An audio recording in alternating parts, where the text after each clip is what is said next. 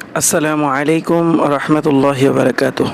Dear viewers, আমরা আজকে ইনশাআল্লাহ তাআলা তৃতীয় ক্লাসের কার্যক্রম নিয়ে আপনাদের সামনে উপস্থিত হয়েছি। আজকের এই 15 ক্লাসে কোরআন শিক্ষা কার্যক্রমের তৃতীয় ক্লাসে আপনাদেরকে স্বাগত জানাই এবং সেই সাথে আপনাদেরকে সচেতন করছি যে আজকের ক্লাসটা অনেক গুরুত্বপূর্ণ। আপনারা ইনশাআল্লাহ তাআলা আন্তরিকতার সাথে ক্লাসটা করার চেষ্টা করবেন, কারণ রাসূল সাল্লাল্লাহু আলাইহি ওয়াসাল্লাম বলেছেন যে ব্যক্তি কোরআনুল কারীমকে বোঝা ও জানার জন্য চেষ্টা করে, সে যদি কিছুক্ষণ সময় বসে, আল্লাহ রাব্বুল আলামিন তার আমলনামায় 500 বছর নফল ইবাদত করলে যে সওয়াব হয়, আল্লাহ তাআলা তার আমলনামায় সেই সওয়াব দান করেন। তো চলুন আমরা দেখে নিই যে আজকের ক্লাসের আলোচ্য বিষয়গুলো। আজকে তৃতীয় ক্লাসে আলোচ্য বিষয়সমূহের মধ্যে রয়েছে, আমরা গত ক্লাসে আলোচনা করেছিলাম যেটা কোরআনুল কারীমের হক সম্পর্কে। তার মধ্যে প্রথম হক সম্পর্কে আজকে আলোচনা করা হবে, আর সেটা হলো কোরআনুল কারীম তিলাওয়াত শুদ্ধ করার গুরুত্ব। আর দ্বিতীয়ত যে বিষয়টা নিয়ে আলোচনা করা হবে সেটা হলো 15 ক্লাসে আমরা 29টা অক্ষরকে ভাগ করে নিয়েছিলাম। ইতিপূর্বে আমরা 2টা ক্লাসে আলিফ, হামজা, লাম, মিম, নুন আমরা পড়েছিলাম। তো আজকে আমরা পড়ব বা এবং তা। এই 2টা অক্ষর আমরা আজকের ক্লাসে পড়ব।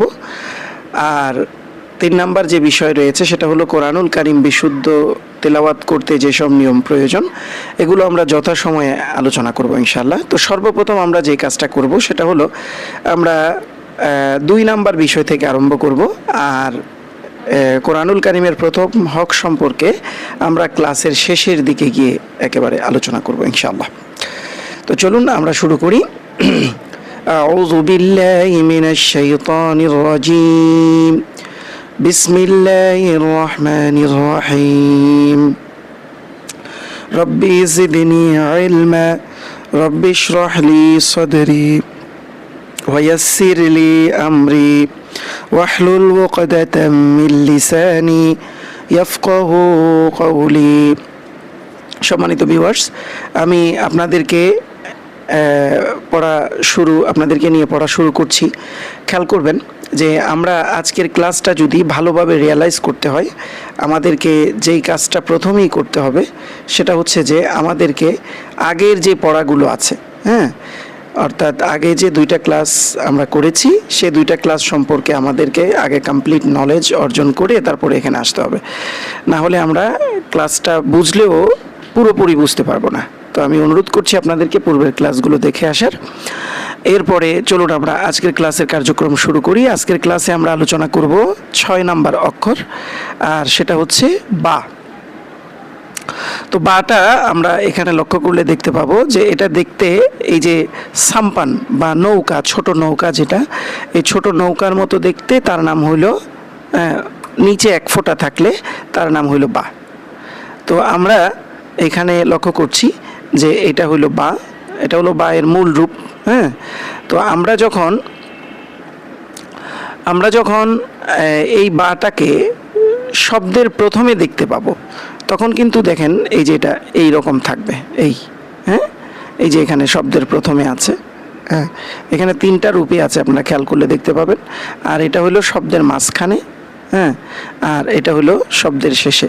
শব্দের শেষে থাকলে সেটা নৌকার মতোই থাকে, আর শব্দের প্রথমে এবং মাঝে হলে একটি আলের নিচে 1 ফোঁটা থাকলে তার নাম বা।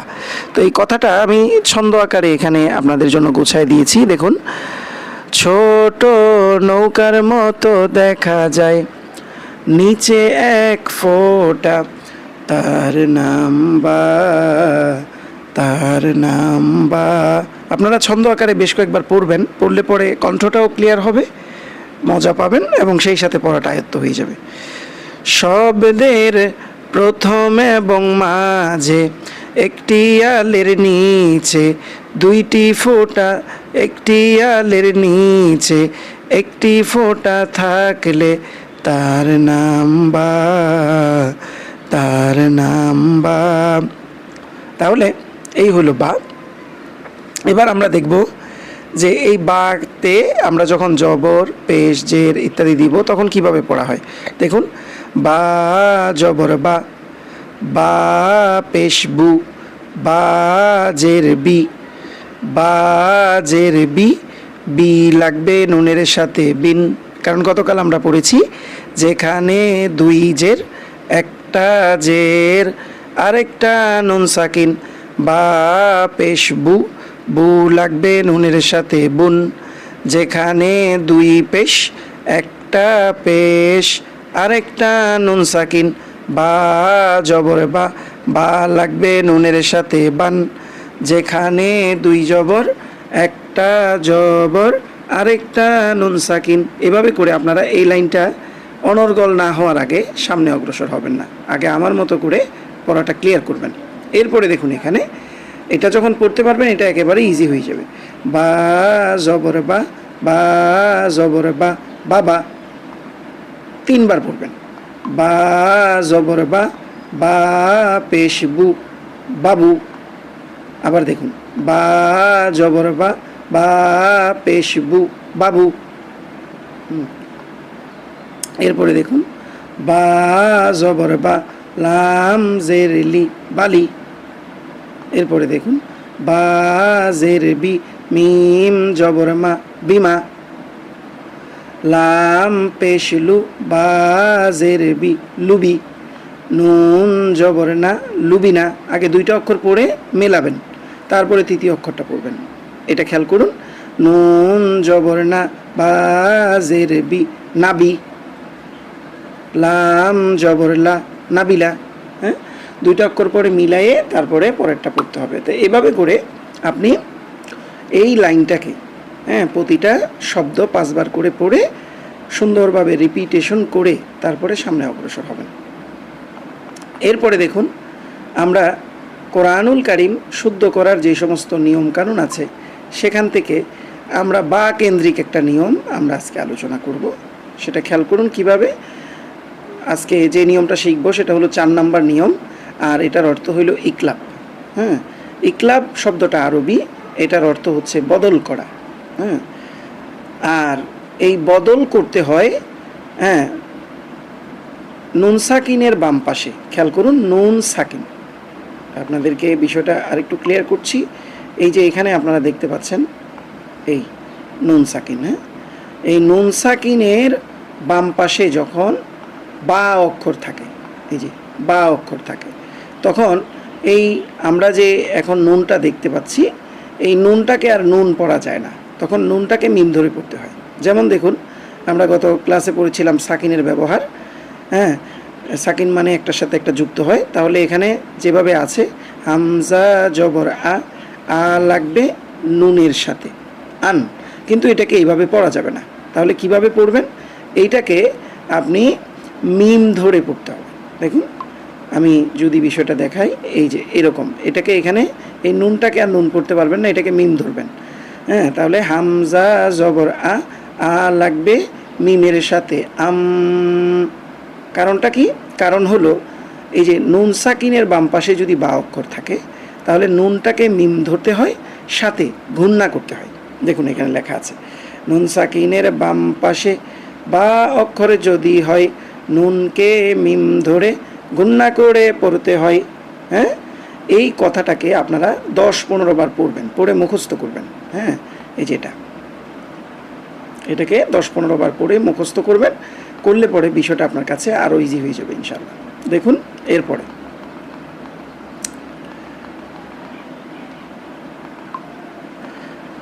হামজা জবর আ, আ লাগবে মিমের সাথে আম। তো এটা এই যে নুনটা মিম হইল কার কারণে হইল? বা এর কারণে। তো এইখানে যখন আমরা পড়ব তখন পড়ার সময় আমাদেরকে এই কথাটা বলতে হবে। এই দেখেন পড়ার সাথে বলতে হবে নুন সাকিনের ইকলাব, মানে নুন সাকিনের যে চেঞ্জ বা বদল হইল এটাকে আমরা বলছি ইকলাব।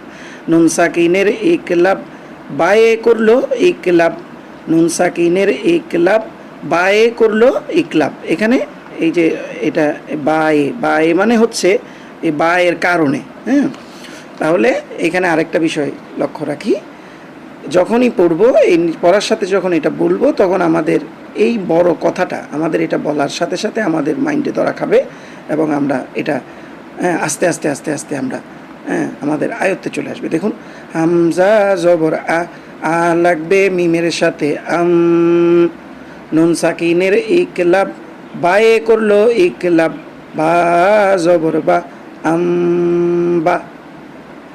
এখন এখানে দেখুন হামজা জের ই লাগবে নুনের সাথে না মিমের সাথে? উত্তর হবে মিমের সাথে। কেন? তার বাম পাশে বা অক্ষর আছে। হ্যাঁ, এই যে তার বাম পাশে বা অক্ষর আছে, যার কারণে আমরা নুনটাকে এখন মিম পড়ব। তাহলে হামজা জের ই লাগবে মিমের সাথে নুন সাকিনের ইকলাব বায়ে করলো ইকলাব বা জবর বা বা। হামজা পেশ উ লাগবে মিমের সাথে নুন সাকিনের ইকলাব বায়ে করলো ইকলাব বা জবর বা বা। হামজা জবর আ লাগবে মিমের সাথে নুন সাকিনের ইকলাব বায়ে করলো ইকলাব বা জবর বা বা। হামজা জবর বা হামজা জবর আপনারা জানেন যে এখানে দুই জবর, একটা জবর আরেকটা হইল নুন সাকিন। ঠিক এইখানে যা আছে এইখানেও কিন্তু তাই আছে, অর্থাৎ এটা হলো বিস্তারিত, এটা হলো সংক্ষিপ্ত। তার মানে এখানে যে নুন সাকিনটা লুকানো আছে, এই নুন সাকিনের বামে কিন্তু বা আছে। এই জন্য আপনাকে ওই উপরে লুকানো নুন সাকিনটাকেই বা ধরতে হবে, মিম ধরতে হবে। তাহলে হামজা জবর আ লাগবে মিমের সাথে কোরআন পড়তে গিয়ে দেখবেন এই ধরনের ছোট্ট মিম অনেক জায়গায় দেওয়া থাকবে। তো দেওয়া থাকলে আপনি ধরে নেবেন যে এই নুনটাকে, এখানে যে লুকানো নুনটা আছে এটাকে মিম ধরতে বলা হয়েছে, কারণ হলো তার বামে বা আছে। তাহলে হামজা জবর আ লাগবে মিমের সাথে তাহলে নুন সাকিনের ইকলাব বায়ে করলো ইকলাব বা জবর বা বা। তাহলে আশা করছি ব্যাপারটা বুঝতে পেরেছেন। এইটা হলো আপনার এই যে এইটার, হ্যাঁ,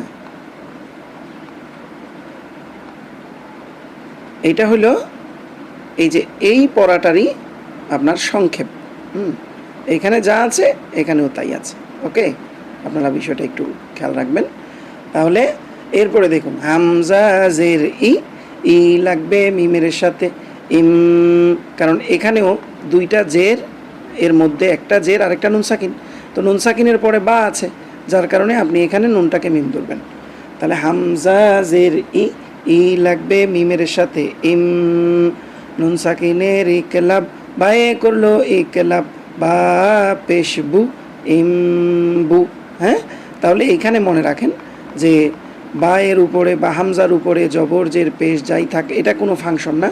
ফাংশনটা হলো যে নুন সাকিনের বামে বা যদি থাকে, হ্যাঁ, বা অক্ষর যদি থাকে, সেটা জবর জের পেশ যে অবস্থায় থাকুক নুনটাকে মিম ধরে গুণনা করে পড়তে হবে। আর এখানে দেখুন এই আপনি এই কমলা রং দেখতে পাচ্ছেন।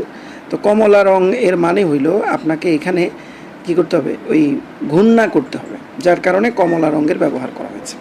এই জন্য বলা হয়েছে কমলা রং যেখানে গুণনা হবে সেখানে। হ্যাঁ, তাহলে আরেকবার আমি এই উদাহরণটা পড়ি, একটু লক্ষ্য রাখুন। হামজা জবর আ লাগবে মিমের সাথে নুন সাকিনের ইকলাব বায়ে করলো ইকলাব কমলা রং যেখানে গুণনা হবে সেখানে বা জবর বা বা।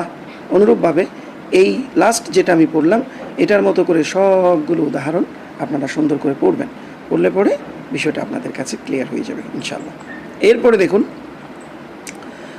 এইখানে এই কথাটা আমরা এখন বুঝাই দিই। আমরা 4 নম্বর নিয়ম নিয়ে এখন আলোচনা করলাম, ইকলাব। আর ইকলাব শব্দের অর্থ বদল করা, অর্থাৎ আমরা যে এখানে নুনটাকে মিম ধরে পড়লাম এটাকেই বলা হচ্ছে ইকলাব, আর বাংলায় আমরা বলি বদল করা। আর ইকলাবের এক হারফ মানে একটা অক্ষর, তার নাম হচ্ছে বা। হ্যাঁ, তাহলে ইকলাব অর্থ বদল করা, ইকলাবের এক হারফ তার নাম বা। হ্যাঁ, এটা 5-7 বার বলবেন। বলার পরে নুন সাকিনের বাম পাশে বা অক্ষরে যদি হয় নুনকে মিম ধরে গুণনা করে পড়তে হয়। তো এই পুরো প্রসেসটা 8-10 বার পড়ে আপনি মুখস্থ করবেন এবং এই লাইনটা পড়ে পড়ে অনর্গল করবেন। তাহলে দেখবেন যে ইনশাআল্লাহ তাআলা আপনি যেখানেই এটা দেখবেন, এখানে ছোট্ট মিম কোরআনে দেওয়া থাক বা না থাক, আপনি অনায়াসে এটা বুঝতে পারবেন। এবার আসি আমরা পরের পড়ায়। এখন আমরা 7 নাম্বার অক্ষর নিয়ে আলোচনা করব। দেখুন, এই 7 নাম্বার অক্ষরটা মূলত দেখতে নৌকার মতোই, কিন্তু এখানে আমরা দেখতে পাচ্ছি উপরে 2 ফোঁটা। হ্যাঁ, তার নাম হচ্ছে এই তা, তার নাম হচ্ছে তা। তাহলে এটা যখন শব্দের প্রথমে থাকে তখন একটা আলের উপরে 2 ফোঁটা, যখন শব্দের মাঝে থাকে তখনও একটা আলের উপরে 2 ফোঁটা, যখন শব্দের শেষে থাকে এটা নৌকার মতোই থাকে। এই যে 3টা রূপ এখানে সুন্দরভাবে দেওয়া হয়েছে, শব্দের প্রথমে, মাঝে, শেষে। তাহলে এই কথাটাকে আমরা ছন্দ আকারে কয়েকবার বলবো, বললে পরে বিষয়টা ক্লিয়ার হবে। ছোট নৌকার মতো দেখা যায়, উপরে 2 ফোঁটা, তার নাম তা, তার নাম তা। শব্দের প্রথম এবং মাঝে একটি আলের উপরে 2টি ফোঁটা থাকলে তার নাম তা, তার নাম তা। তাহলে এটা বেশ কয়েকবার ছন্দ আকারে বলবেন, তাহলে দেখবেন যে ইনশাআল্লাহ তাআলা আপনাদের কণ্ঠের জড়তাটা কেটে যাবে। এরপরে দেখুন, আমরা জের জবর পেশকে দিয়ে যখন তাকে পড়ব, খেয়াল করুন এখানে তা জবর তা, তাজের তি। এখানে হয়তো আপনারা বলবেন যে এই তাটা তো আমরা এখানে এরকম পড়ি নাই। মনে রাখবেন এইটার নাম হইল গোলতা। এইটার মতোই উচ্চারণে কোনো পার্থক্য নাই। যদিও অ্যারাবিক ইন্টারনাল অর্থাৎ অর্থ জানার জন্য যে গ্রামার, ওখানে এটার একটু ব্যবহারে তারতম্য আছে, কিন্তু উচ্চারণের ক্ষেত্রে এইটা এবং এই গোলতা একই। তা পেশ তু, তাজের তি, তি লাগবে নুনের সাথে 3, যেখানে 2 জের, একটা জের, আরেকটা নুন সাকিন। তা পেশ তু, তু লাগবে নুনের সাথে তুন, যেখানে 2 পেশ, একটা পেশ, আরেকটা নুন সাকিন। তা জব তা, তা লাগবে নুনের সাথে তান, যেখানে 2 জবর, একটা জবর, আরেকটা নুন সাকিন। আমি যেভাবে পড়েছি 4-5 বার পড়ে এই লাইনটাকে একেবারে ক্লিয়ার করে ফেলবেন, যাতে আর পড়তে গিয়ে জড়তা না থাকে। এরপরে দেখুন, আমরা এই সবুজ লাইনটা যখন এটা পড়া হয়ে যাবে অনায়াসে পড়তে পারবো। তা পেশতু, মিম জের মি, তুমি, তা জের তি, নুন জের নি, তিনি, তা জবর তা, লাম জবর লা, তালা, তা জবর তা, মিম জবর মা, তামা, তা জবর তা, নুন জের নি, তানি, হামজা জবর আ, তানি আ, তানি আ, তা জবর তা, মিম জের মি, তামি, মিম জবর মা, তামিমা। তো এইখানে যে হামজাটাতে লাল কালি দেওয়া হয়েছে, হামজার নিচে ইয়াও আছে, কিন্তু পড়তে হবে হামজাকে। মনে রাখবো যে হামজা যার উপরেই থাকুক, হামজাকে পড়তে হবে, অন্য কোনো অক্ষরকে পড়া যাবে না। আর এখানে আপনাদের মনে রাখা জরুরি যে লাল কালি দেওয়ার কারণ আছে, এই কারণটা আমরা আগামী ক্লাসে ইনশাল্লাহ আলোচনা করব। এরপরে দেখুন, আমরা এই তা দিয়ে যে লাইনটা পড়লাম, এটা আমি একবার করে পড়ে দিলাম, কিন্তু আপনারা একটা শব্দ 5 বার, পরেরটা আবার 5 বার রিপিট হবে একবার, এভাবে করে পুরো লাইনটাকে অনর্গল করবেন, করে তারপরে সামনে যাবেন। তাহলে নিয়ম কানুনগুলো বোঝা আপনাদের জন্য অনেক সহজ হবে। এরপরে দেখুন, এইখানে কোরআন শুদ্ধ করার যে নিয়ম, এই নিয়মের মধ্যে অলরেডি আমরা একটা পড়ে আসছি, তার নাম হলো ইকলাব। আর এখন যে 5 নাম্বার যে নিয়ম, এটা আমরা পড়ব। তো 5 নাম্বার যে নিয়মটা, এটার নাম হচ্ছে দেখুন মাদ্দে ইওয়াদ। মাদ্দে ইওয়াদ। তো মাদ্দে ইওয়াদ মানে কি? মাদ মানে হচ্ছে টেনে পড়া, আর ইওয়াদ মানে হচ্ছে ওয়াকফ করার কারণে রূপান্তর হয়ে, মানে আপনি ওয়াকফ যখন করবেন, ওয়াকফ বলতে এখানে দেখুন এই যে গোল চিহ্ন, হ্যাঁ, এই গোল চিহ্ন যেখানে থাকবে সেখানে আপনি থেমে যাবেন। এই থেমে যাওয়াকে বলা হয় ওয়াকফ করা। এই ওয়াকফ নিয়ে আমরা আগামী ক্লাসে বিস্তারিত আলোচনা করব। আপাতত শুধু জেনে নেন, এই গোল চিহ্নগুলো যেখানেই থাকবে আপনি থেমে যাবেন। এইটাকে আরবিতে বলা হয় ওয়াকফ করা বা থামা। তো এই যখন আপনি ওয়াকফ করবেন, ওয়াকফের কারণে বিশেষ বিশেষ ক্ষেত্রে আপনার রূপান্তর হয়ে মাদ বা টেনে পড়া তৈরি হয়। এই টেনে পড়াটাকেই বলা হয় মাদ্দে ইওয়াত। যেমন দেখুন, আমরা এই উদাহরণটার মাধ্যমে বিষয়টাকে বোঝার চেষ্টা করি। এখানে আছে নুন জবর না, বা জবর বা, না বা, হামজা জবর আ লাগবে নুনের সাথে আন, হ্যাঁ, না বা আন। কিন্তু যখন আপনি এখানে এই যে গোল চিহ্ন থাকার কারণে আপনি ওয়াকফ করবেন, তখন কিন্তু আপনি এখানে আর না বা আন পড়তে পারবেন না। তখন আপনাকে এই যে এখানে আপনি দুইটা জবর দেখতে পাচ্ছেন, এই দুইটা জবর থেকে আপনাকে একটা জবর বাদ দিয়ে দিতে হবে। হ্যাঁ, অর্থাৎ একটা জবর যখন আপনি বাদ দিবেন, তখন এখানে থাকছে মূলত একটা জবর। হ্যাঁ, একটা জবর থাকবে। তো একটা জবর যদি থাকে, এখানে দেখুন, হ্যাঁ, হামজা জবর একটা জবর মনে মনে বাদ দিলে, তো এখানে জবরের বামে আবার কি হয়ে যাচ্ছে? খালি আলিফ। আপনারা আগে পড়ে আসছেন যে জবরের বামে খালি আলিফ থাকলে এক আলিফ টানতে হয়, আর এটা হলো এক আলিফ মাদ্দে তবে। তো যার কারণে আমাদের মনে রাখতে হবে যে এইখানে এই দুই জবর অবস্থায় যখন আমরা পড়া থামাবো, তখন মনে মনে একটা জবর বাদ দিব। বাদ দিলে এইখানে এক আলিফ অটোমেটিক টান তৈরি হয়ে যাবে। আর যদি এখানে আরেকটা কথা বলে রাখি, যদি এখানে আলিফ নাও থাকে, তখনও আমাদেরকে টানতে হবে। যেমন দেখুন এই উদাহরণটা, এখানে কিন্তু দুই জবর আছে, কিন্তু তারপরে কোনো আলিফ নাই। কিন্তু যখন এখানেও আপনি থামবেন, তখন এক জবর বাদ দিয়ে এক আলিফ টানতে হবে। এই জন্য এইটাকে বলা হচ্ছে মাদ্দে ইওয়াত। তো এখানে দেখুন, আপনি যখন পড়বেন, পড়ার সময় আপনাকে এই কথাটা বলতে হবে। এই কথাটা, তো এই কথাটা কি দেখুন, দুই জবর অবস্থায় দম যদি ফেলা হয়, এক জবর বাদ দিয়ে এক আলিফ টানতে হয়, বদল করে পড়ার কারণে মাদে ইওয়াদ বলা হয়। মাদ মানে টেনে পড়া, ইওয়াদ মানে চেঞ্জ বা পরিবর্তন। হ্যাঁ, এই জন্য এটার নাম হচ্ছে মাদ্দে ইওয়াদ। তাহলে এই কথাটা আমি আরও দুইবার বলছি, আপনারা 10-15 বার পড়বেন, পড়ে এটাকে মুখস্থ করবেন। দুই জবর অবস্থায় দম যদি ফেলা হয়, এক জবর বাদ দিয়ে এক আলিফ টানতে হয়, বদল করে পড়ার কারণে মাদে ইওয়াদ বলা হয়।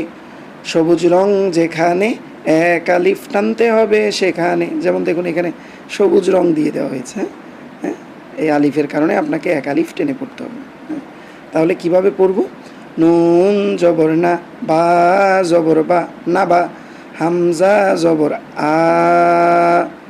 হ্যাঁ, দুই জবর অবস্থায় দম যদি ফেলা হয়, এক জবর বাদ দিয়ে এক আলিফ টানতে হয়, হামজা সবুজ রং যেখানে, এক আলিফ টানতে হবে সেখানে, হামজা জের ই, মিম জবর মা, জবরের বামে খালি আলিফ, এক আলিফ মাদ্দে তবে মিম জবর মা।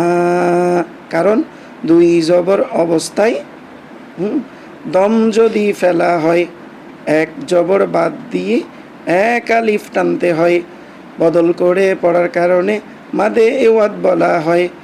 সবুজ রং যেখানে, এক আলিফ টানতে হবে সেখানে, মিম জবর মা, লাম জবর লা, মালা, হামজা জবর দুই জবর অবস্থায় দম যদি ফেলা হয়, এক জবর বাদ দিয়ে এক আলিফ টানতে হয়, বদল করে পড়ার কারণে মাদে ইওয়াদ বলা হয়। সবুজ রং যেখানে, এক আলিফ টানতে হবে সেখানে, হামজা জের ই, নুন জবর না, ইনা, বা জবর বা, দুই জবর অবস্থায় দম যদি ফেলা হয়, এক জবর বাদ দিয়ে এক আলিফ টানতে হয়, বদল করে পড়ার কারণে মাদে ইওয়াদ বলা হয়। সবুজ রং যেখানে, এক আলিফ টানতে হবে সেখানে, হামজা জবর আ লাগবে লামের সাথে আল, বা জবর বা, জবরের বামে খালি আলিফ, এক আলিফ টানতে হয়, সবুজ রং যেখানে, এক আলিফ টানতে হবে সেখানে, বা জবর বা, দুই জবর অবস্থায় দম যদি ফেলা হয়, এক জবর বাদ দিয়ে এক আলিফ টানতে হয়, সবুজ রং যেখানে, এক আলিফ টানতে হবে সেখানে। এরপরে দেখুন মিম জবর মা, কারণ ওই যে আগে পড়ে আসছেন জবরের বামে খালি আলিফ, এক আলিফ মাদ্দে তবে এই, মাদ্দে তবে এর বামে গোল হামজা। হ্যাঁ, তাহলে এটা থাকলে কয় আলিফ টানতে হবে? 4 আলিফ টানতে হবে।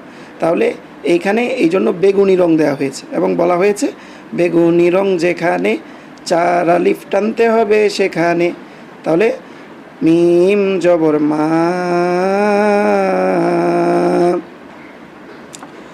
মাদ্দে তবে এর বামে গোল হামজা হইলে 4 আলিফ মাদ্দে মুত্তাসিল, বেগুনি রং যেখানে এক আলিফ টানতে, সরি 4 আলিফ টানতে হবে সেখানে। হ্যাঁ, এরপরে হামজা জবর আ, 2 জবর অবস্থায় দম যদি ফেলা হয়, 1 জবর বাদ দিয়ে 1 আলিফ টানতে হয়। দেখুন এখানে কিন্তু আলিফটা অনুপস্থিত, কিন্তু তারপরেও টানতে হবে, কারণ এটা 2 জবরের নিয়মে। এটা 2 জবর অবস্থায় পড়া থামালে 1 জবর বাদ দিয়ে 1 আলিফ টানবেন। হ্যাঁ, তাহলে 2 জবর অবস্থায় দম যদি ফেলা হয়, 1 জবর বাদ দিয়ে 1 আলিফ টানতে হয়। সবুজ রং যেখানে 1 আলিফ টানতে হবে সেখানে। তাহলে আজকে আমরা শিখলাম 2টা নিয়ম। নুন সাকিনের বাম পাশে বা অক্ষর যদি হয়, নুনকে মিম ধরে গুণা করে পড়তে হয়, এটাকে বলা হয় ইকলাব। আর কমলা রং যেখানে, হ্যাঁ, গুণা হবে সেখানে। আর জানলাম 2 জবর অবস্থায় দম যদি ফেলা হয়, 1 জবর বাদ দিয়ে 1 আলিফ টানতে হয়। হ্যাঁ, সবুজ রং যেখানে 1 আলিফ টানতে হবে সেখানে। আর পূর্বের পঠিত নিয়মের মধ্যে আমরা মাদ্দে তবেই এবং মাদ্দে মুত্তাসিল রিপিট করলাম, এবং মাদ্দে মুত্তাসিলের জন্য একটা নির্দিষ্ট চিহ্ন আমরা দেখলাম, সেটা হলো বেগুনি রং যেখানে 4 আলিফ টানতে হবে সেখানে। এই বিষয়টা আমরা ভালো করে একটা উদাহরণকে 5 বার 7 বার 10 বার পড়ব, পড়ে এই বিষয়টাকে অনর্গল করব, অনর্গল করে সামনে আগাবো। আমি একবার রিডিং করে দিচ্ছি, দেখুন বিষয়টা। না বা আ, ই মা, মা মা লা আ, ই না বা, আল, আ লাগবে লামের সাথে, আল বা, জবর বামে খালি আলিফ, এই জন্য 1 আলিফ টানতে হবে, বা। হ্যাঁ, এরপরে মা আ, ওকে। তাহলে এইভাবে করে আপনারা এটাকে বেশ কয়েকবার পড়বেন, পড়লে পরে বিষয়টা ক্লিয়ার হবে। আর আমরা এখানে একটা দেখতে পাচ্ছি হিদায়া। এই হিদায়ার মধ্যে আমাদের জন্য একটা নাসিহা আসছে, আমাদের একটা পথ প্রদর্শন আসছে। সেটা হচ্ছে রাসূল সাল্লাল্লাহু আলাইহি সাল্লাম বলেছেন, আফদলুল ইবাদাতি তিলাওয়াতুল কোরআন, যে আফদলুল ইবাদাতি মানে সর্বোত্তম ইবাদত, সর্বোত্তম ইবাদত। দুনিয়াতে যত ইবাদত আছে সর্বোত্তম ইবাদত হলো তিলাওয়াতুল কোরআন, অর্থাৎ কোরআনুল কারীমের তিলাওয়াত করা। তাহলে আপনাকে মনে রাখতে হবে যে এই দুনিয়ার মধ্যে আপনি সবচেয়ে মূল্যবান ইবাদত যেটা করেন সেটা কিন্তু নামাজ, ওখানেও কিন্তু তিলাওয়াত লাগে। এই জন্য তিলাওয়াতটা হচ্ছে সর্বশ্রেষ্ঠ ইবাদত। এরপরে দেখুন এখানে এই কথাটাকে আমি ছন্দ আকারে বলেছি, আপনারা চেষ্টা করবেন ছন্দ আকারে এটাকে বেশ কয়েকবার পড়ার, তাহলে ভালো লাগবে। যত রকম নফল ইবাদত জীবনে তুমি করেছ ভাই, কোরআন জানার চেয়ে শ্রেষ্ঠ অন্য কোনো ইবাদত নাই। তাহলে কোরআনুল কারীমকে জানবেন। আর এই বিষয়টা নিয়ে এখন আমরা একটু বিস্তারিত আলোচনা করি। দেখুন, আপনি যখন কোরআনুল কারীম, হ্যাঁ, এর হক সম্পর্কে জেনেছেন, ইতিপূর্বের ক্লাসে আমরা জেনেছি যে কোরআনুল কারীমের হক হইল 4টা।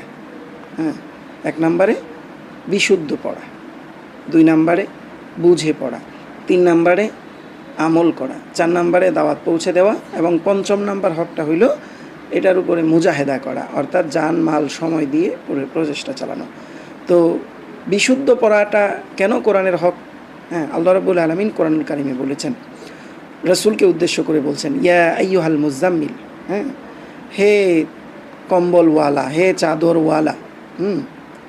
রাসূলকে আল্লাহ রাব্বুল আলামিন, হ্যাঁ, খুব মায়া ভরা একটা ডাক এখানে দিয়েছেন, রসুল যখন রাতে ঘুমিয়ে আছেন, এমত অবস্থায় আল্লাহ রসুলকে কম্বলওয়ালা, চাদরওয়ালা বলে সম্বোধন করছেন।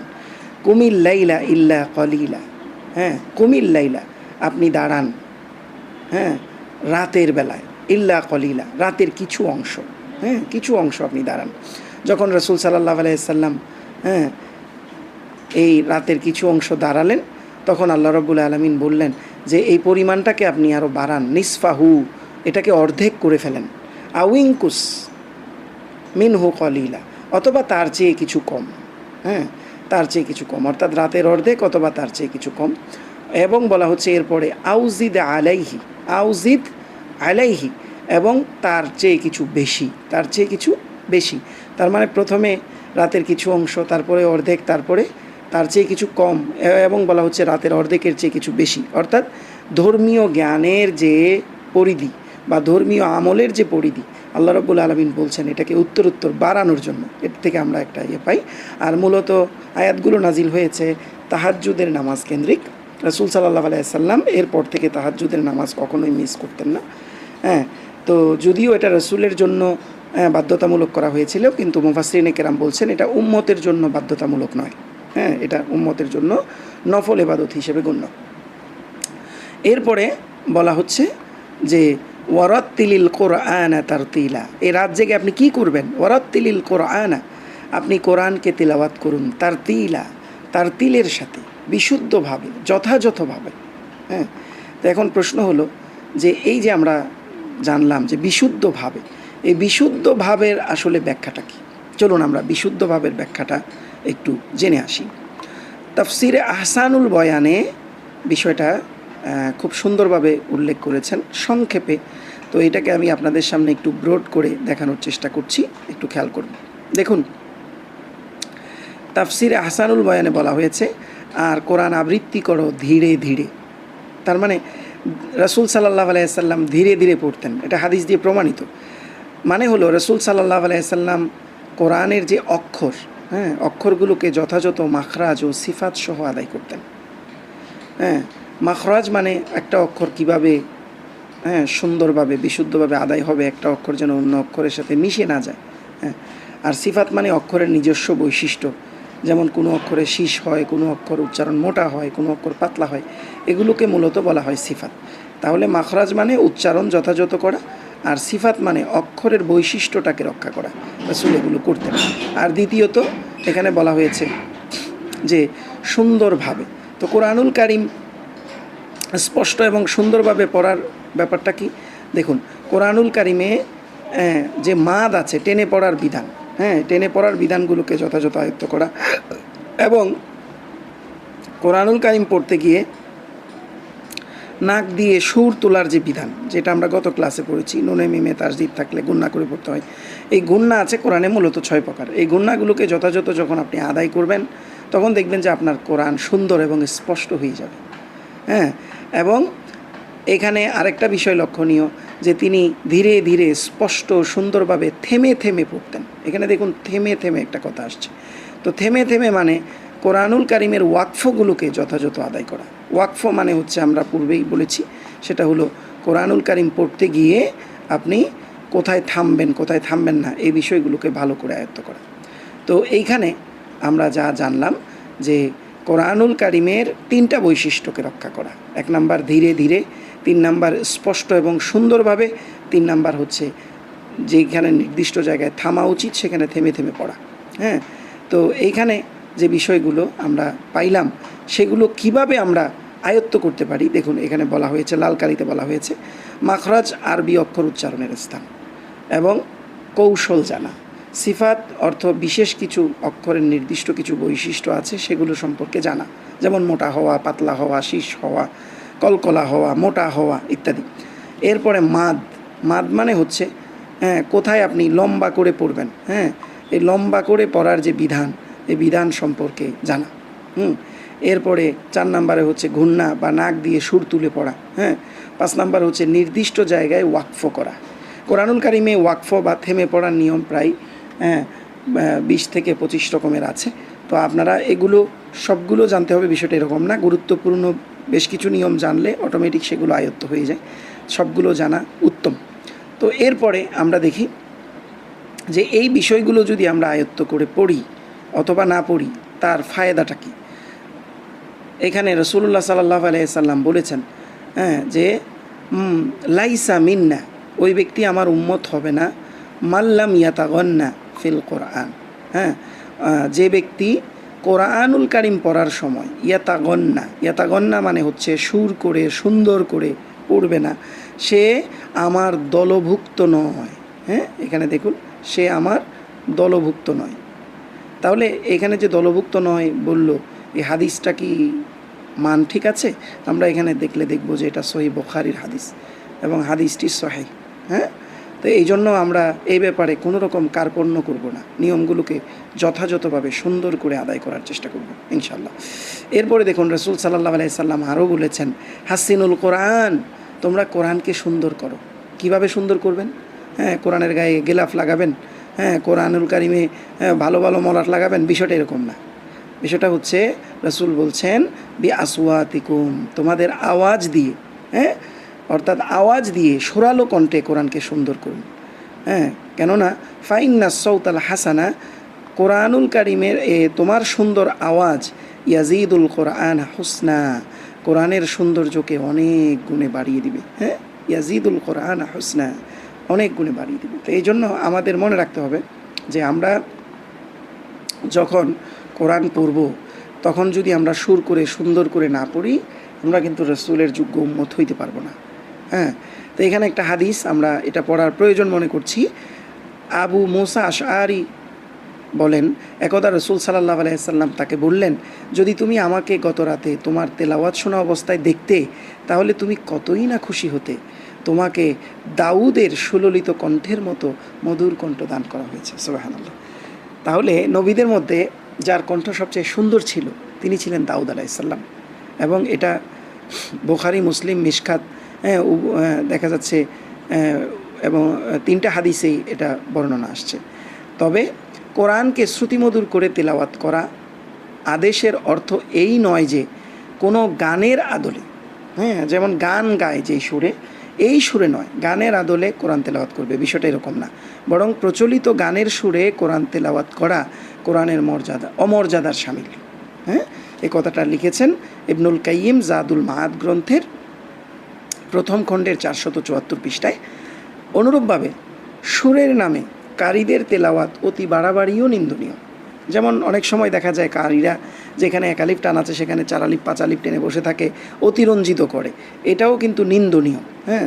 কেননা রাসূল সাল্লাল্লাহু আলাইহি সাল্লাম যে কোনো ক্ষেত্রে বাড়াবাড়ি নিষিদ্ধ করেছেন এবং দুনিয়াবি খ্যাতির উদ্দেশ্যে কোনো জ্ঞান অর্জন করতে নিষেধ করেছেন। অর্থাৎ আপনি 1 আলিফের জায়গায় 3 আলিফ টানছেন, অনেক দেখা যাচ্ছে ভঙ্গি করে টানছেন, অথচ এখানে এতটা টান নাই, এক্ষেত্রে বাড়াবাড়ি হইল এবং এটার মধ্যে আপনার রিয়া হওয়ার সম্ভাবনা থেকে যায়।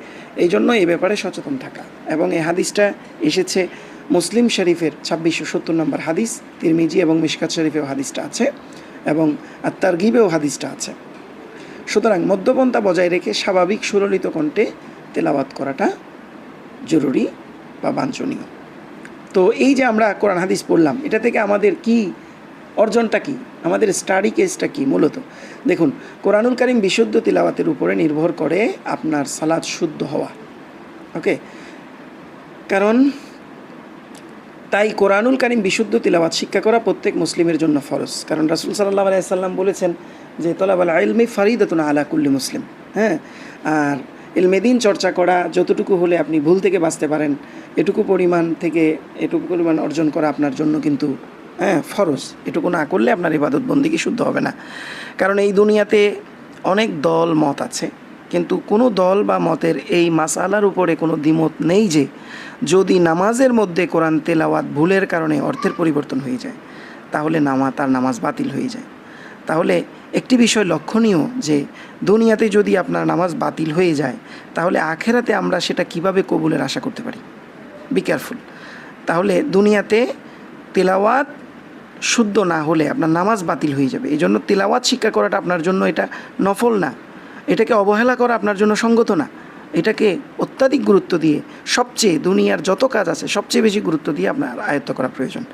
এই ব্যাপারে পরবর্তীতে আলোচনা করা হবে ইনশাল্লাহ, যে কী ধরনের ভুলে আপনার সালাত বাতিল হয়ে যায় বা কতটুকু ভুলে সালাত বাতিল হয়ে যায়। হ্যাঁ, আর তাহলে এখন আজকের পড়া যেগুলো আমরা পড়লাম এগুলো নিয়ে আমরা যাই আলোচনাগুলো করেছি, এই আলোচনাগুলো আবার একটু আপনি দেখুন যে হচ্ছে কি না। বিশেষ করে সবুজ লাইনগুলো, নিয়মকানুনগুলো আপনার যদি আয়ত্ত হয়ে যায় তাহলে ইনশাআল্লাহ তাআলা আপনারা আজকের ক্লাসে সফল হলেন। আর প্রত্যেকটা ভাইয়ের কাছে, আপনাদের কাছে ইমানি দায়িত্ব এটা, যে এটা আমার অনুরোধ করার কিছুই নাই, এটা ইমানি দায়িত্ব যে আপনারা এটাকে লাইক করবেন, অর্থাৎ এটার সাথে লেগে থাকবেন। এটাকে পছন্দ করবেন, কারণ ভালো কাজকে পছন্দ করা এটাও সওয়াবের কাজ। এটাকে শেয়ার করবেন, অর্থাৎ দাওয়াত দিবেন। যদি দাওয়াত না দেন তাহলে মানুষের কাছে কোরআন কিভাবে পৌঁছাবে? আজকে দেখুন, একটা অশ্লীল নোংরা ভিডিও যখন আমাদের সামনে উপস্থাপন হয় তখন আমরা সেটাকে কতই না আগ্রহের সাথে দেখি, এবং দেখা যায় যে এটা 1 ঘন্টা 2 ঘন্টা 3 ঘন্টার মধ্যে ভাইরাল হয়ে যায়। এটা থেকে যারা অশ্লীল তারা উৎসাহিত হয়, তারা আরও অশ্লীল ভিডিও বানানোর জন্য তারা উৎসাহ পায়। তা আমরা যদি দিনই ভিডিওগুলো আমরা যদি শেয়ার না করি, এগুলো থেকে মানুষ মুখ ফিরিয়ে নেবে। আমরা আমাদের আত্মীয় স্বজন যারা আছে সবার কাছে এটা শেয়ার করে দিব, তারা দেখুক বা না দেখুক, কিন্তু আপনি যে দাওয়াতটা দিলেন এই দাওয়াতের ফলাফল কিন্তু আপনি পেয়ে যাবেন। এই জন্য এ ব্যাপারে সচেতন থাকা, দিনই কাজগুলোকে বেশি বেশি শেয়ার করা। শেয়ার মানে হচ্ছে দাওয়াত দেওয়া। আর এইটাকে সাবস্ক্রাইব করা, অর্থাৎ এইটার সাথে যুক্ত হয়ে থাকা, যাতে করে পরবর্তীতে এই কাজগুলো আপনার সামনে আসলে আপনি পেয়ে যান। আর নোংরা অশ্লীল যে বিষয়গুলো আছে এগুলোকে সাবস্ক্রাইব করা। এ ব্যাপারে ইনশাআল্লাহ তাআলা আমি আপনাদেরকে আরেকটা ভিডিও দিব যে কিভাবে আপনাদের মোবাইলে আপনারা এই সমস্ত অশ্লীল ভিডিও থেকে আপনারা বিরত থাকবেন। এ ব্যাপারে ইনশাআল্লাহ তাআলা চেষ্টা করব আগামী ক্লাসে আপনাদেরকে একটা ভিডিও দেওয়ার, যাতে করে আপনারা এ ব্যাপারে সচেতন থাকেন।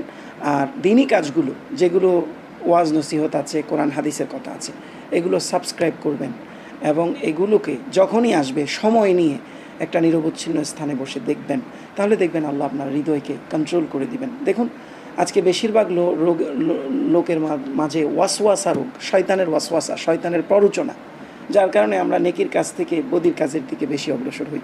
এ ব্যাপারেও একটা ভিডিও দেওয়ার ইচ্ছা পোষণ করছি। ইনশাআল্লাহ তাআলা আমরা এই ব্যাপারে এই ওয়াসওয়াসা রোগ কী এবং এটার চিকিৎসা কী, কীভাবে আমরা এগুলো থেকে বেঁচে থাকতে পারি, এ ব্যাপারে ইনশাআল্লাহ তাআলা পরবর্তীতে আমি আলোচনা করব। তাহলে 2টা ভিডিও আপনাদের সামনে অতিরিক্ত হয়ে যাবে। একটা হচ্ছে আপনারা কিভাবে এই মোবাইলের অশ্লীল ভাইরাস বা ফিতনা থেকে হেফাজত থাকবেন, এবং আরেকটা ভিডিও হলো আমাদের মধ্যে যে অনলাইন অবস্থার কারণে আমাদের মধ্যে যে ওয়াসওয়াসার তৈরি হয়, এই ওয়াসওয়াসা রোগটা কী এবং এটা থেকে কিভাবে আমরা সেফ থাকতে পারি, এ ব্যাপারে ইনশাআল্লাহ তাআলা পরবর্তীতে আলোচনা করা হবে। আল্লাহ রাব্বুল আলামিন আপনাদেরকে যে কথাগুলো বললাম এগুলোর ভুল ত্রুটি মাফ করে সবাইকে আমল করার, এবং এগুলোকে মানুষের কাছে পৌঁছে দেওয়ার, এগুলোর সাথে যুক্ত থাকার তৌফিক দান করুন। আসসালামু আলাইকুম ওয়া রাহমাতুল্লাহি ওয়া বারাকাতুহু।